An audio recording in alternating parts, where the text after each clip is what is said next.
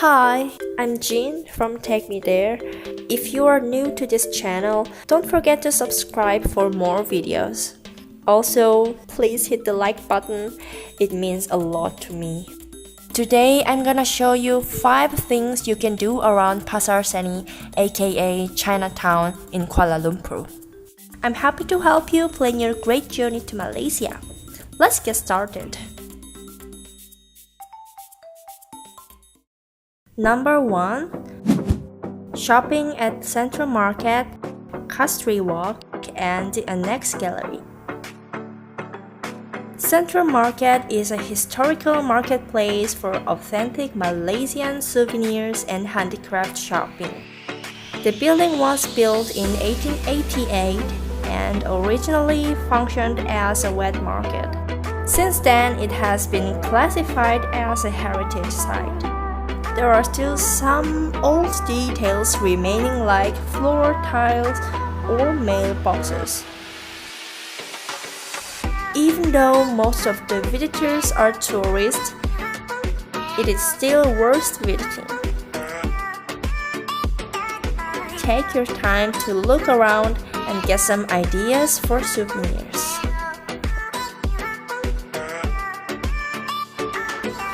Castry Walk is a shopping street next to the Central Market building. Consider it a part of the Central Market. Not much of a difference in products, but some more snacks here.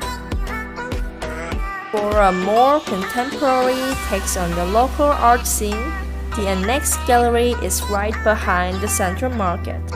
Stroll down the alley to see more artworks. For those who love to collect ethnic art, visiting this art house gallery museum of ethnic arts on the second floor will be definitely a great way to spend your time here.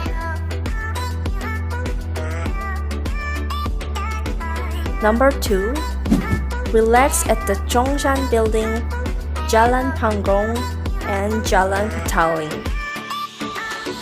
In a little bit further south area of Petaling Street, there are some cool and interesting shops. The Gyeongsang Building, an old building located between Pasar Seni and KL Central, has recently turned into a new hipster's hideout. From a bakery to a record shop, each of these stores has its own unique identity.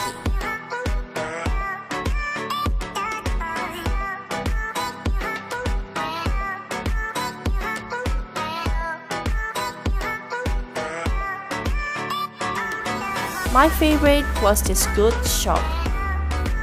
I'm sure you guys can definitely find something to bring the nice memories of KL to your home.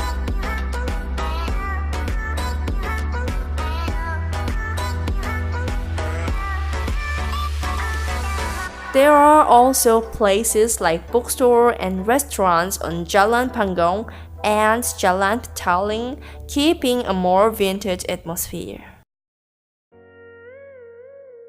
Number 3. Visit the Sinzi Siya Temple and the Sri Maha Mariamman Hindu Temple.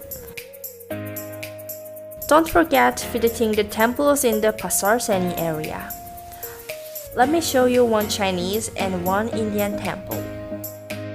Sinzi Siya Temple, by the way, I'm not sure of the pronunciation. Anyway, Sinzi Siya Temple is my choice among several Chinese temples because, I don't know, somehow this temple gave me the greatest first impression.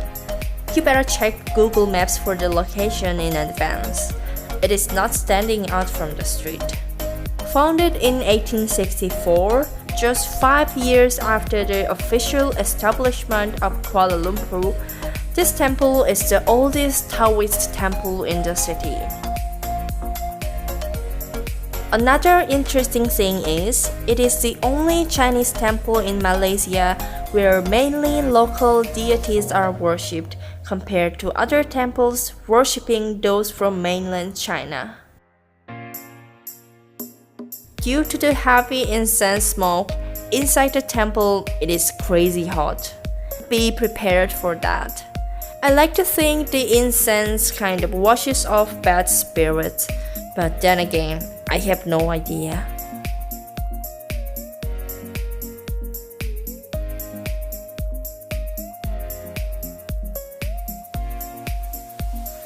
This is Sri Maha Mariamman Temple, the oldest and wealthiest Indian temple in Kuala Lumpur. Including the deities on the monumental tower, there are hundreds of them in the temple.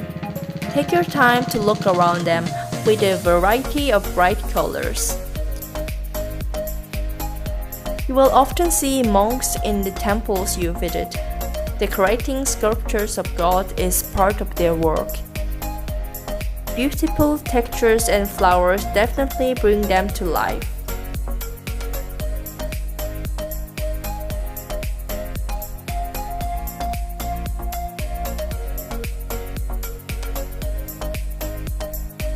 In addition to the two temples, you can also visit the Gwandi Temple, which is near the Indian Temple, Guanyin Temple, or Chan Sheshuyun Clan Ancestral Hall in the south of this area.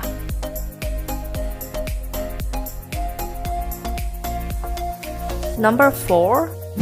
Snack at Petaling Street and Bunchun Bakery. Although everyone knows or quickly learns that Petaling Street is a tourist trap, there is still a good reason to visit: the street food. Shopping is not a consideration here, at least to me. You will find a lot of street food stalls around Jalan Liquor, also behind street sellers. Many of them are old and have been popular for generations. What I had was this: dry wonton mee in the Kunti restaurant. The 50-year-old restaurant served me springy egg noodles that fits very well with its thick soy sauce. This small portion of dumpling soup is simple but pure pleasure. For the 6 ringgit I paid, I was very satisfied. Let me show you the 2 most popular stalls in the Petaling Street. One is this, Kim Soya Bin. It is very famous for its tofu pho, which is kind of a soft tofu pudding with ginger syrup on it. The other one is Air Mata Kuching, a drink made with longan fruit. Longan is a local's favorite, similar to lychee or rambutan. This flavorful drink is definitely the most popular among the street foods and drink in Chinatown, with a long line of people queuing up for a cup. There is one more thing to show you: egg tarts. Bunchun Bakery is located about 3 minutes away from Petaling Street. Old and famous, of course. There are 4 types of egg tart: original, green tea, sesame, and durian. Pies and puffs are available too. Often the egg tarts run out quickly.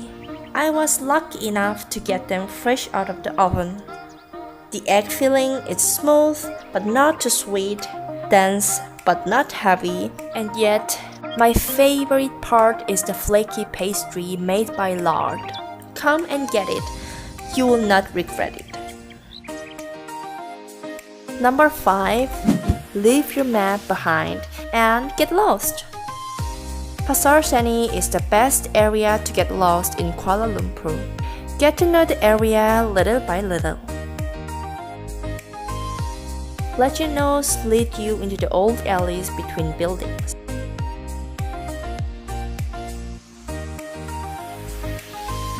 Meet friendly kitties on the street.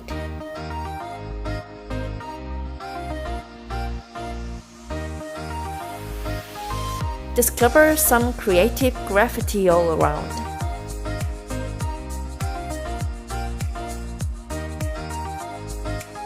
See the balance between old and new. You will fall in love with this city.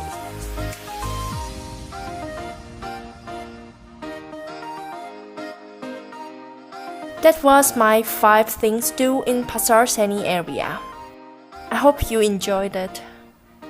See you then!